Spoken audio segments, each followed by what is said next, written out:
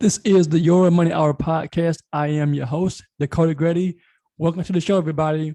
Here it is in shiny, sunny Greenville, South Carolina. If you don't know who I am, check my website at dakotagrady.com for personal finances. I help people to maximize their money so they can create the life that they want.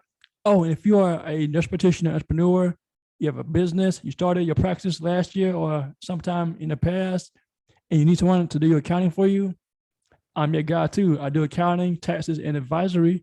Check out the website at theatdoc.com. That's theatdoc.com. So today's guest is Mr. Barry Coleman. He is a nurse. He's actually in California. So he's 3 hours behind us right here on the East Coast right now. So I wanted to talk to Mr. Barry. He had me on this podcast about maybe 2 or 3 weeks ago. So I wanted to turn a favor and talk about his journey with his podcast, becoming a nurse, and things he talked to other practitioners about in the field. So without further ado, very well. Welcome to the show, brother. What's going on, Mr. Grady? I'm glad to be on. I'm thinking this is gonna be a great episode. I'm looking forward to sharing my life experiences so that somebody else can grow from it. Yes, sir. So tell everyone about who you are and what you do. Man, who am I? Nobody special. Now, on a real note, I'm from a little country town, Jackson, Alabama. Little country boy. Grew up on a long dirt road. Um, Man, how did I get to this point? I always knew I wanted to make a lot of money. I ain't gonna lie to you. I just didn't know how I was gonna do it.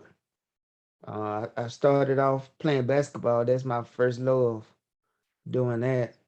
And while I was playing basketball in college, my dad got sick, and that's how I was pretty much introduced to the nursing profession. And a year or two later, I decided to go ahead and go down this long journey in nursing, and that was back in 2006, 2007. And hey, I've been at it a long time now. So I'm a operating room nurse now. I work in Napa, California. So anybody want to drink some wine, I can make some recommendations for you. But yes, I work out here in California, and that's what I do right now. Awesome, awesome. So tell us about your journey in terms of how you got into nursing. Say your dad got sick. Did you take care of him, or what? How did you get interested in that?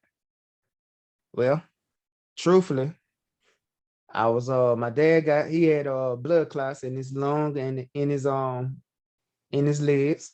And pretty much he went out to surgery. And after surgery he was in the ICU. Now, I used to I used to go up there and see him, in the wee hours of the night. They allowed the family to stay inside that hospital or whatever. So I'll go over there, and shoot, they used to have some pretty nurses. I didn't know what they were doing. It looked like they were doing some cool. I was like, well, shoot, if I could do anything else at the time, I wanted to be a pharmacist. So I was like, if I could do anything else, I think I could probably be a nurse, something like that. I ain't know what all it came with the job. I just saw, hey, they got some pretty women over there that make some money. I could do that. Hey. So I went ahead and I went back to school playing basketball, and I saw that with being a pharmacist, it was gonna probably take me another 7, 8 years, and I thought that's a long time. I didn't want to do it, and I was like, the nursing, it should probably gonna take me about, it probably take me about a couple more years, 3 years. That was 2007. I made that decision. Luckily, well, as time progressed, I didn't graduate with my bachelor's until 2013. So hell, it still took me a long time. So hey man, it just a just a long journey, man. A lot of ups and downs along the way, man. A lot of ups and downs. But I'm thankful for my career. And the biggest thing that I get out of it now is I get to meet um I get to meet people every day, and help them become a better version of themselves. You know, just to try to generalize it. You see somebody, they probably, if you need a surgery for something, it's probably something that's not that's agonizing you, something that is probably needed. And so I get a chance to deal with a lot of I deal with emotional stuff too, because a lot of times you have people be able to introduce yourself in a manner in which you can soothe them and help them with their anxiety. And so not only them, the family too. I mean, there's even though you have a patient that's going to surgery, the family, they just as anxious because they might be depending on, this might be the breadwinner in the family. The wife might feel like, hey, I need him to come through. So you just never know what the dynamics are when you go and meet someone. But that's the biggest thing. I like to meet people. I'm I was born with a speech impairment, and so I had to learn how to overcome that. It took me a long time. I went to speech therapy 5 or 6 years. I started when I was like 3 or 4. So I was what they call a severe case. And I think overcoming those hurdles when I was a little boy, and prepared me for life, and being patient with yourself and learning how to work through things. Man, dude, like we can connect. We gotta talk off the air, but thank you for sharing your story. So you started the podcast, The Nursing Game. Talk about why you started that podcast and who have you had a chance to interview?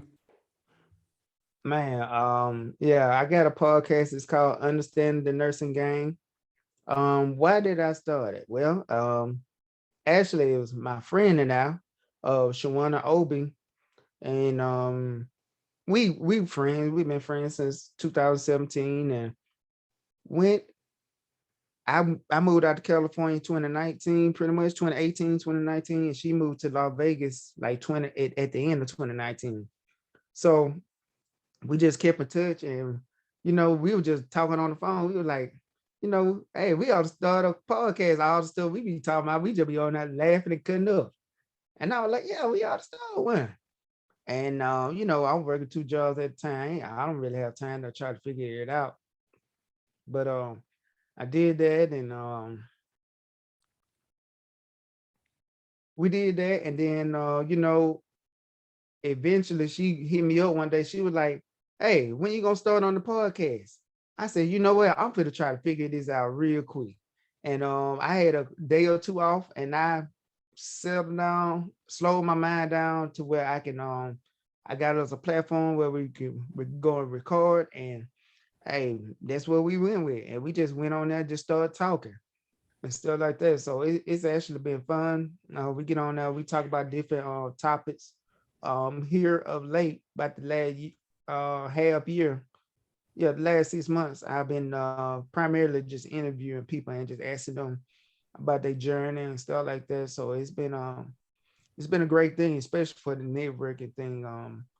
I mean, I have interviewed med surg nurses, nurse anesthetists, nurse practitioners, um, nurses that got their doctorate, all the way to, a nursing student that got her own nursing business. So I mean, right now here lately, that's all I've been interviewing is like people that they want to go the entrepreneurial route.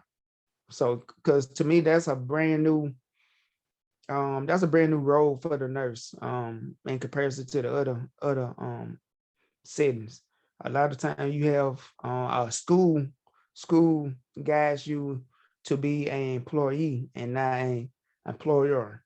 So and I'm slowly trying to train my mindset so that I can have more time to spend with my kids and stuff. So Yeah, I mean that's something I talked about with a lady I had met with last year. He said in school they don't teach you like stuff out there. We talked about business. So understand that. I mean, even going to school for accounting, we didn't talk about like starting a business. They want you to go to school, get your CPA license, and go get work for a firm. But they don't teach you how to start your own business and how to run it. So in fact, one of my professors, he was a business owner at one point, but I mean, talk about his experiences and everything, but he didn't really say, go start your own practice, not that I can recall. So talk about the bedside compared to what you've heard what entrepreneurs have. What's the difference between being a nurse and the bedside and the nurse being in our own business? Well, at the bedside, it comes with a lot of policies, a lot of rules, a lot of regulation that you have to adhere to. I think a lot of times being an employee, you don't really know all of your rights. And not only that, you don't really know all of the rules, the do's or the don'ts. You know, you just kind of like walking in blind and you're hoping to maneuver in a fashion in which nothing bad happens. I think for me interviewing these nursing entrepreneurs, they pretty much they're in control of their own destiny. Seems like they feel more powerful. They're more outgoing. They say and do as they please. And it's just a matter of just putting in that work. A lot of them, I think they just put in their work and they don't mind chasing knowledge. That would have come down to a lot of them. They just like just average Joe blows, but they're not afraid to take a leap of faith. You know, a lot of times people just naturally complacent or either scared. Everybody, yeah, you go to church and stuff. I grew up in the church. Everybody talk about taking that leap of faith, but when it come down to it, they don't believe in God like they say they do. They just all about that talk. They look. Hey, what the Bible say? They lukewarm. Yeah. Mm-mm. So if you trying to become something and like you're gonna have to take that leap of faith. You can't be no scared punk. God ain't no scary punk. So guess what? He wants some soldiers. So if you want to come out there and he gonna place a talent in you. Hey, everybody got a talent. He gonna put a purpose in you. That's what it is. We're gonna say purpose. He gonna put that purpose in you. It's just about if you're gonna allow your talent to make room for you. So I mean, it just all come down to if you scared or not. If you're not scared, guess what? He gonna make a way for you. So and that's how I'm a Alabama man in California. If I could do it, you could do anything in the world, anything. So Wow, I like that, dude. I like that. So mhm. that purpose is something that is bigger than just getting a paycheck and feeling that fulfillment. Talk about reaching your full potential because think a lot of people they live in fear of failure. What if I fail? But failure is where you may find purpose, you may find meaning, you may find who you were created to become because you fail and you say, all right, I tried it one way, let me try something different. And you get better, you're going to improve. Talk about that. Now say that question again for me. So in terms of like purpose, like do you feel like, well, it's just like elaborate on that purpose? I mean, people living in fear, for example, like, do you feel like if people don't pursue them, that thing, that purpose, that they'll just be, I guess, wandering? I mean, talk about that. Okay, I got you. I got you. Now I'm gonna start. That's like almost two parts to me. So, and I like to talk. So, purpose. Right now, my purpose has changed. I'm gonna be honest with you. Right now, I have a scholarship in place, a nursing scholarship at the University of South Alabama College of Nursing. It's designed for nursing students um from the counties that I'm from. I'm from Clark County, so it's designed for that county and Washington County, which is right next door to us. And my goal or my purpose now is to raise the awareness of the things that you could do within nursing. A lot of times in the Black community, we don't have good examples. give you a great example. A great example of what I'm talking about. Um, let's go with in Jackson, Alabama. It's a small town, 5,000 people. The ones that are able to go off to school and get a degree don't necessarily come back to Jackson. So you have a certain population of people that's there, but they haven't, they're I'm not gonna say bad examples, but they're not an example of what you could be outside the realm of imagination. Only time you'll hear about somebody that has went off and came back is if they have a family member that's in town, a circumstance and draw them back in. More times than not, if you get your degree, you go out to the city or somewhere else outside of your hometown, and people don't get a chance to see you. They don't get to understand your story. And so that's the reason why I wanted to start my scholarship for those type of students. It's plenty of nurses that came from Jackson, Alabama, but the thing is, they most time move off. They'll live in Mobile. They'll move out Birmingham somewhere, and you rarely see them. So it's a generation of people, kids that's growing up and they don't really know what they want to do. But if they would have saw somebody that looked like them, that talked like them, oh, he did that. When I come back in town, I they always give me one or two or three people they introduce me to them. Hey man, this little girl right here, she want to be a nurse, this, that, and the third. You feel like you can go over there and talk to her. I go over there and talk to her. We exchange numbers, and I just try to, hey, I'll reach out to them every now and then. Hey, how you doing? How everything going? This, that, and the third. And so it's just trying to be more of a just trying to be a conduit to where others can see a way out of that out of their circumstance within Jackson, Alabama. Now, you said something about, okay, if someone doesn't live up to their purpose that was placed in them when they was born. One thing about it, if you don't use it, you lose it. I hate to go all biblical. They say if you got a talent, hey, a man went out there and buried his talent.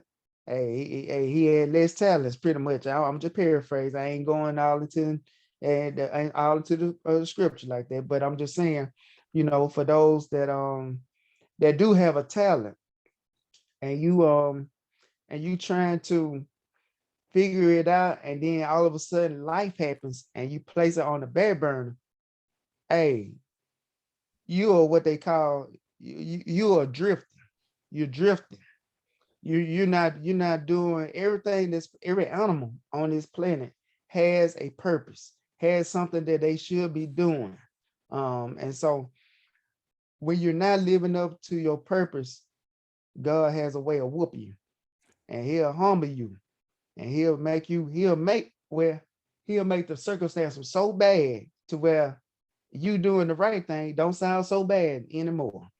So I I, I like to say, for me, I'm not always saying that I was always on my purpose. I had other things that I placed in front of, and so I had to get my little whooping. And now, when I do when I'm put in place to do, I get more fulfillment out of it. And that's really what it's all about. I'm gonna be honest, I make way more money than anybody would have ever thought I'd made. Way more money than I think I would have made. But at the same time, I'm using that money to help create lanes for other people. So I'm getting some fulfillment out of it. It's not all about me. Not even the least bit. I like that. And it's about helping people in a sense, because like you mentioned, people grow up in a small town and they don't have any examples. Like for me, I knew three African Americans who were business owners back in the day. Because I grew up in a low income neighborhood, and I mean, I saw three. So it's like when I went to school, I knew about being an employee. I know how to work. I didn't know about entrepreneurship. I saw it, but that was like far from my mind until I got older and wiser. So for me, entrepreneurship is something that I really, really am passionate about and help people handle their money. And that's why I do accounting, because I like the ability to know the books of a company, be able to look at it, no matter what kind of company it is, small, be it nonprofit, for profit, and understand the business part of that company. And I mean, to being able to communicate that to people as well. But business is a way to create wealth. So we talked about this in your podcast, I think.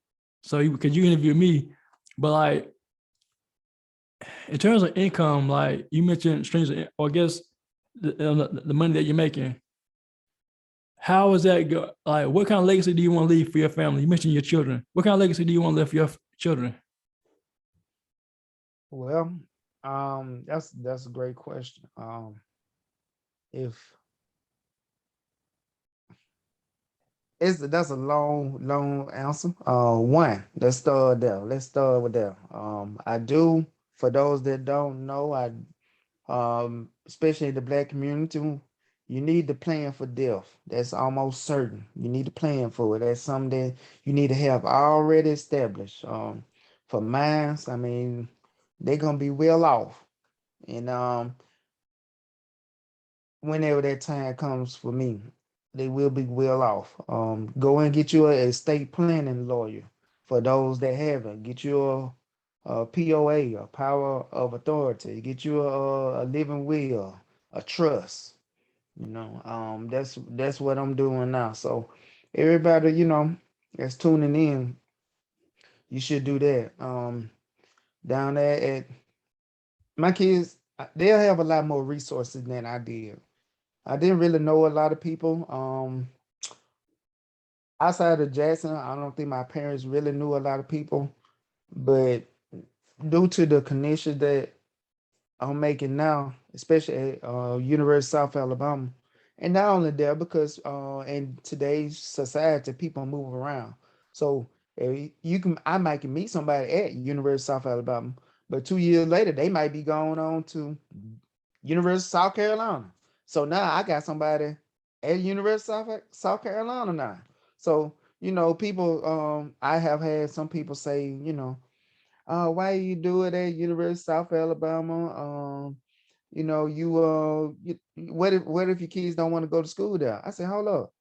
The individuals that I'm connecting with now, are they only limited to knowing people at the University of South Alabama? They got colleagues that they used to work with. They go to different schools. Case in point, like I'm on the developmental council at South. One of our committee members, she's now the associate dean at the at Duke University College of Nursing. So you see what I'm saying? So if I got some connections, hey, if my little girl want to go to school, hey, okay, hey, what you think about Duke? And then 15, 16 years old, guess what? I reach out to her. We could get you in front of somebody that can really get your career started the right way. And Right. that's really that's all you can ask for, especially being a Black man in America. If you got a chance, somebody will really speak up for you or put you in front of somebody, hey, you can't be mad at them. That's Right. all you can ask for. Right. Right. So before we close, you got any final thoughts? Anything? You had the floor, sir. All right, all right. So this right here, this is a great platform. I enjoyed this this interview. Hey, if you want to have me back on, we could do it again. I'm long winded. Hey, I ain't know 30 minutes and went by that quick, but it's all good. I enjoyed it. Hey, I'm gonna be honest with you. Y'all need to support this brother. I know he's gonna help me out. I'm trying to get out of debt and try to get me a house and stuff like that. So it's gonna be up to him if I can get it or not. So how can people find out about you, your podcast, and anything else you have going on? Oh yeah, I forgot all about that. Hey, if anybody want to learn about nursing, anything like right now, when I get off of here around by 11:15, I supposed to interview with a judge. They talking about getting your boy about 35, $40,000 sign on bonus. So hey, you want to learn how to network, You can find my podcast, Understanding the Nursing Game, on Spotify, Apple Podcasts, and Google Podcasts. And you can go on there and listen to us. You got it's about 60 episodes. We only been doing it less than a year. It'll be a year, February the 21st. And on my show, I do drink wine and I do cuss. So hey, if it ain't for you, it ain't for you. It ain't for everybody. But hey, if you don't mind that, then hey, tune in. It's very entertaining because I'm natural funny guy. Awesome. Well, Barry, thank you for joining me on the Your Money Hour podcast. All right then.